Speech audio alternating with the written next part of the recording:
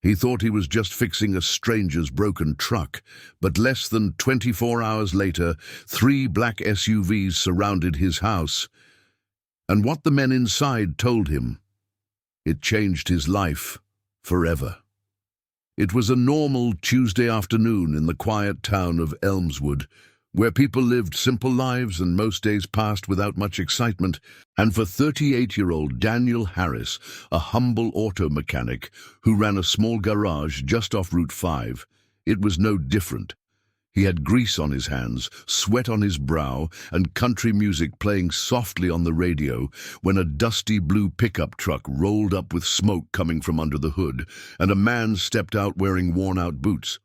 A black cap pulled low over his face, and a strange, quiet energy that made Daniel pause for just a second before he waved him over with a friendly, "Need help?" And the man nodded, speaking in a deep, steady voice. Truck broke down a few miles back. Barely made it here.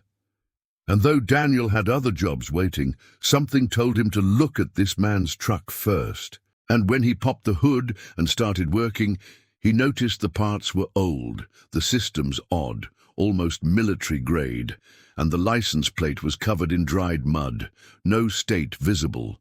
But he didn't ask questions, he just fixed the truck, tightened the hoses, replaced the fuel pump with a spare he had in the back, and even cleaned the battery connectors. Then charged the man nothing, just smiled and said, "Consider it a good deed, brother."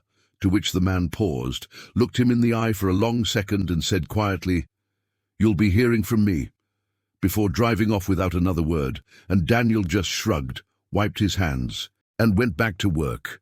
But the next morning, everything changed, because just as the sun rose over his small house on Pine Street, he heard a low rumble outside and peeked through his curtain to find not one, not two, but 3 black SUVs idling quietly outside his front yard, tinted windows up, no license plates, and in a flash of panic he thought, "What did I do?"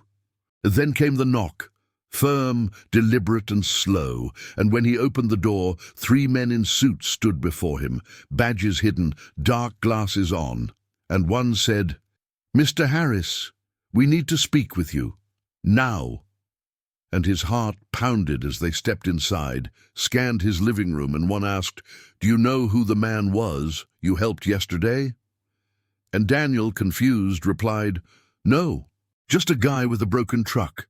And the lead agent nodded slowly, then pulled out a photo, and it was him, the same man from the day before, but this time he was standing in full military gear, face visible, medals on his chest. And the agent said, "That man is not just anyone, he's a former special operative, presumed dead 3 years ago in a classified mission overseas." And Daniel blinked, stunned, as the man added, "What you fixed yesterday may have saved more lives than you'll ever know." And before Daniel could ask what that meant, the agents explained, the man he helped was on the run, not from justice, but from people who wanted him silenced. And his truck breaking down was no accident, it had been sabotaged. But Daniel's kindness allowed him to reach a secure zone, where he delivered intel that led to the rescue of 6 American hostages from a remote compound in the Middle East just hours later.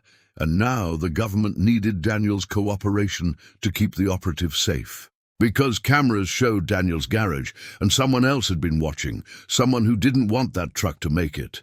And now they knew Daniel's face, his name, his address, and while Daniel tried to stay calm, he asked, "Am I in danger?" And the agent looked him dead in the eyes and said, "You could be, but we'll protect you." And within an hour, Daniel was relocated temporarily to a safe house just outside the city, guarded by unmarked cars and federal agents, his garage temporarily shuttered due to emergency repairs, and at night, as he lay awake wondering how his life had turned upside down for simply doing the right thing, he realized something deeper.